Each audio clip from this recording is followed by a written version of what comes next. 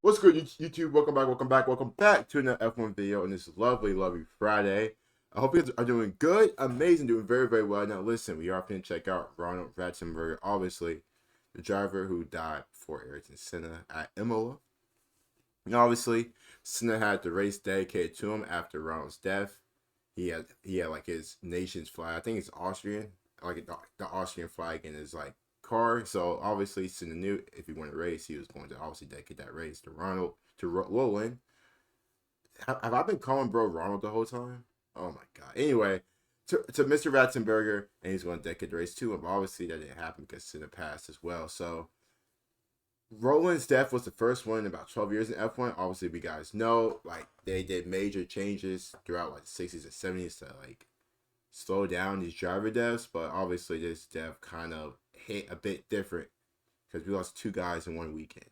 So you gotta check it out. We gotta see what's up. As always, shout out to Aiden Millwall with the video. All credit goes to him. Big race this weekend. We're in Aussie land. Should be a fun race. Should be a good race. Should be live that race. I do need to check out what time the race is, but should be live that race. But anyway, boys and girls, don't forget to like the video, sub as well. Take care, stay amazing, and outside that, man, let's get it.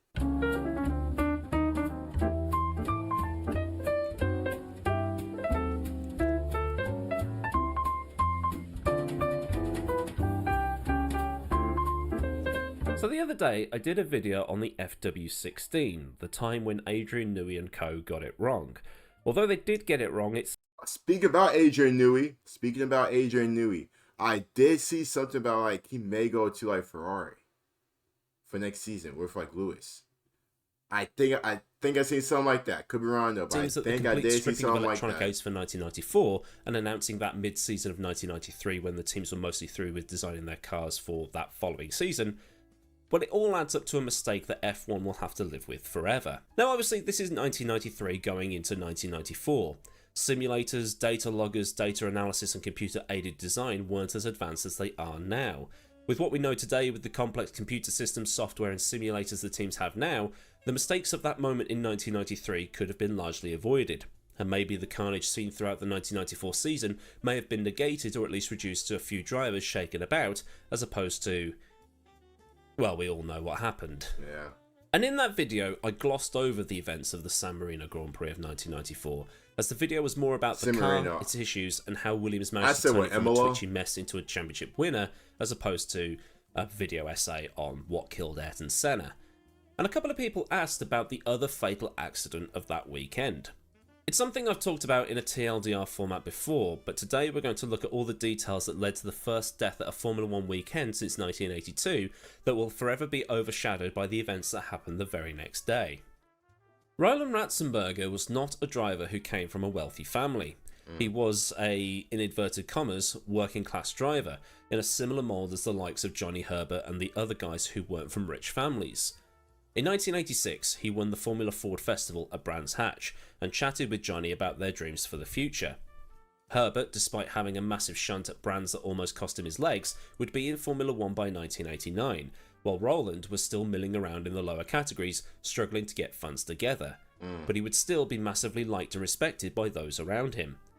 When he won the Formula Ford Festival, Roland was 26, and most people who made it to F1 would be, well, there by now.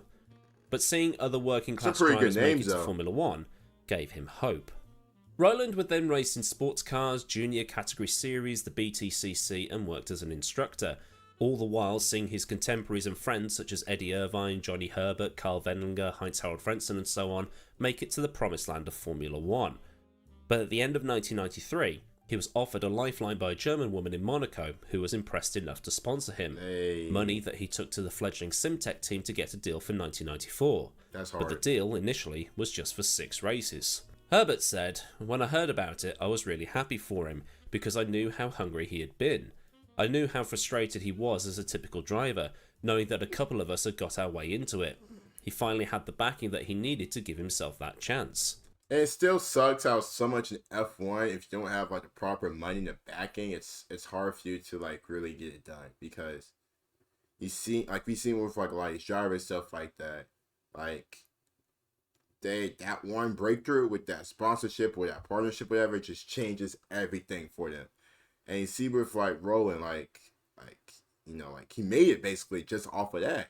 Obviously, his work, the work he was doing outside of like the money and stuff like that helped. But like once he got that like financial backing, that's when I saw him, good. I remember giving him a bit of a hug and saying, "You've made it."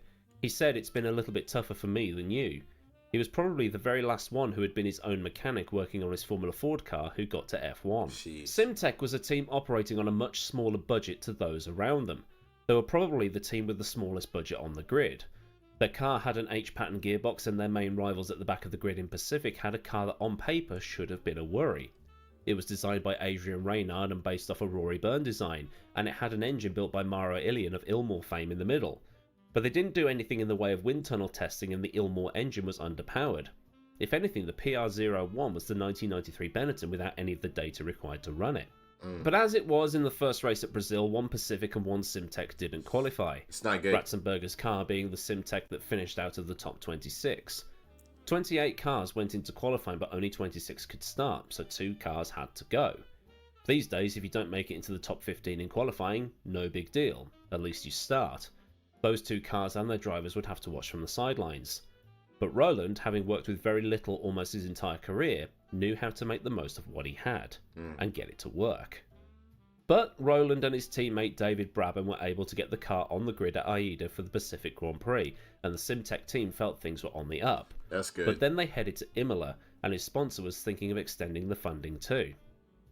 On the Friday in practice, Roland was having issues with the brakes, and to make sure it wasn't just a skill issue and an actual problem with the car, they sent out Brabham in Roland's car to make sure. Brabham, the son of 3-time world champion Jack, said, "It was not the best scenario for either of us to be in, trying to do F1 with a small team with very few resources. Thanks. He was struggling a bit in terms of getting the best out of the brakes. He kept complaining about the brakes. He didn't feel they were working properly. On the Friday, I jumped in his car just to verify what was being said, because I had more experience with those kinds of brakes. And they were shite, basically, and what he was complaining about was absolutely right. He wasn't with new lying. brakes, Roland was now confident in the car and was happy with it.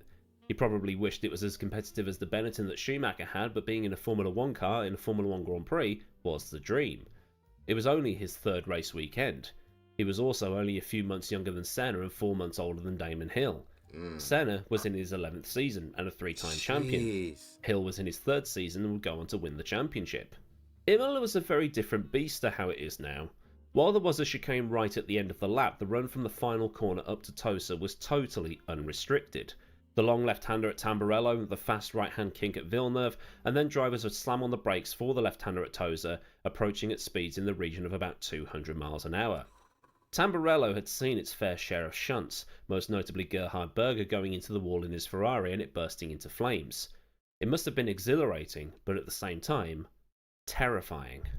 Also in this period, the curbs, as I've talked about in previous videos, are very much like the curbs you see outside your house. There to basically tell drivers, here is the edge of the track, and you are likely to bend your steering out if you clattered one too hard, or broke your suspension if you tried to use them like the drivers do today. So the curves back then, like the curves we have outside of our houses in our neighborhood, stuff like that. That's interesting. Interesting. One of these curbs on the exit of the Variante Bassa chicane towards the end of the lap had caused Rubens Barrichello to get air and crash, injuring him and taking him out of the weekend. On the Saturday, though, qualifying went on as normal. Roland only had to beat one of the Pacifics to get through to the race, but at some point he'd had a minor off that caused him to check whether the car was okay. He got back on track, slowed down, and gave the car a bit of a wiggle to make sure the steering was all in check before getting ready to have another attempt at a flying lap.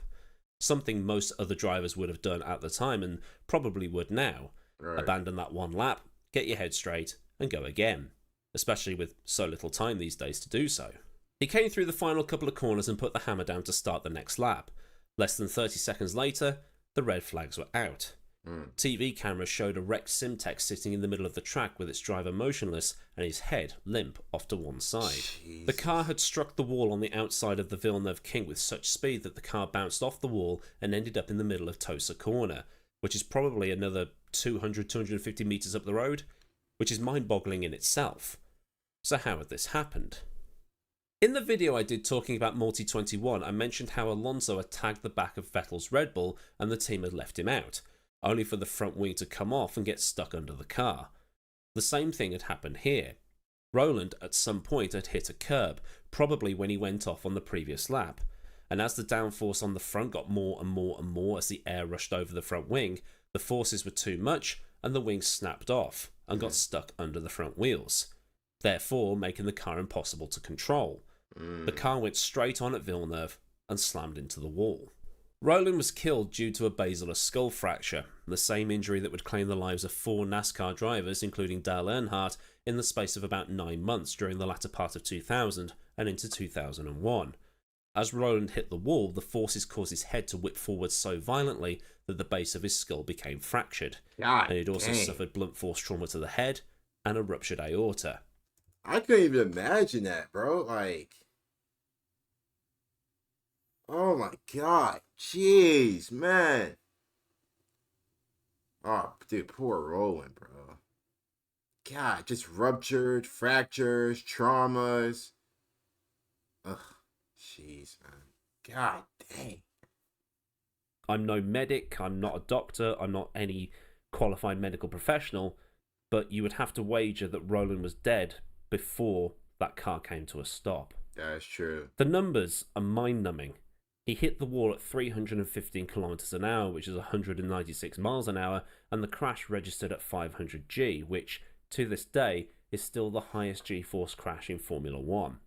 For reference, Kenny Brack, the survivor of the highest G sustained by a human being and survived, came out at 214 G. Barrichello the previous day was 94 G. Luciano Berti at Spa a few years down the line, 111 G. Roland was airlifted to a nearby hospital and was pronounced dead a little later. The team was informed of his passing by Bernie Eccleston, and while absolutely distraught, Brabham made the decision to race on the Sunday. Belmondo, the non-qualifier, was offered a spot on the grid but declined out of respect for Roland and because he felt he'd not earned it. I still don't know how he raced. The drivers all knew something bad had just happened. Hill was one of the next cars to arrive and saw everybody around the car, and noticed that despite all the people around the car, nobody was attempting to get the driver out. Brabham came round and was able to see into the car and just knew. It's kind of ironic in a way that the fathers of both of those drivers raced in Formula 1 and were no strangers to this kind of thing. In a way, it was almost normal for Graham and for Jack. But at this point in time, witnessing the death of a fellow competitor during a Formula 1 weekend was something not a single driver on that entry list had experienced. No, facts. That bit makes any sense. Facts. After the accident, Senna commandeered a car and drove to the accident site as he wanted to see for himself what had happened. There's footage from the time that shows Senna seeing what had happened and walk off visibly shaken and upset. What's even crazier is that the authorities were more concerned about the fact that Senna might have violated some regulations over the fact that a driver was just involved in a serious, later fatal, accident. Are you serious? Like, that's the main thing, like, the FIA or whatever it's going to be focused on is on Senna's, like, committing a crime or committing a penalty? Come on, guys. Let's be better, man. Let's be freaking better, man. All the active drivers went to Senna's funeral, but only 5 went to Roland's as well. Brabham, Herbert, Wedlinger, Berger, Frentzen, and FIA President Max Mosley. So why couldn't y'all just do the same for Roland?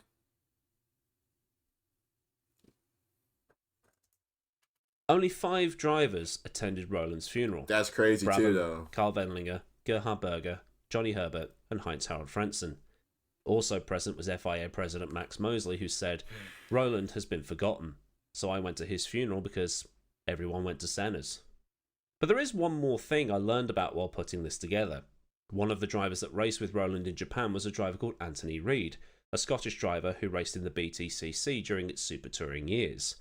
While testing at Fuji in 1993, Reid got a tank slapper going through a corner called 100R and spun, hitting the barrier so hard his crash helmet came off and the car launched 20 feet into the air. The car landed on the track upside down, with Reid sans helmet.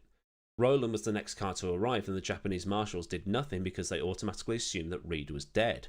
Roland and another driver called Paolo Casacci stopped, helped Reid out, and got him to a hospital. When Roland died, Reid sent a letter to Roland's parents explaining the time their son saved his life. Roland Ratzenberger is the tragedy that F1 forgot, given that the very next day, Ayrton Senna would lose his life at the corner before the site of Roland's accident. Herbert would later say that it was so unfair that he was taken away and wasn't given the chance of competing in Formula 1 properly. Roland was supposed to compete at the 1994 24 Hours of Le Mans, and his spot in the team was taken by Eddie Irvine. As a tribute, the car carried Ratzenberger's name. That's hard. So then, a look at the events that led to the death of Roland Ratzenberger.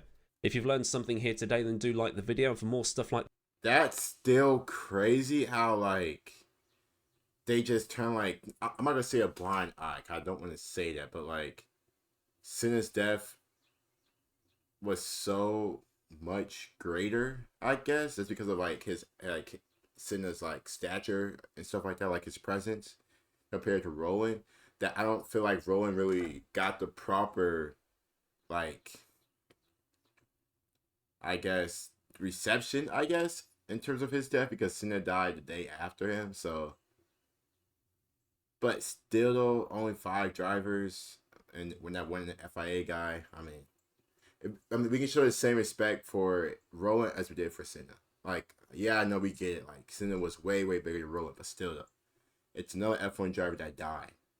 2 F1 drivers died that weekend, and it kind of seemed like at times, you know, we kind of do forget about that, but no, not here, nah, can't do that.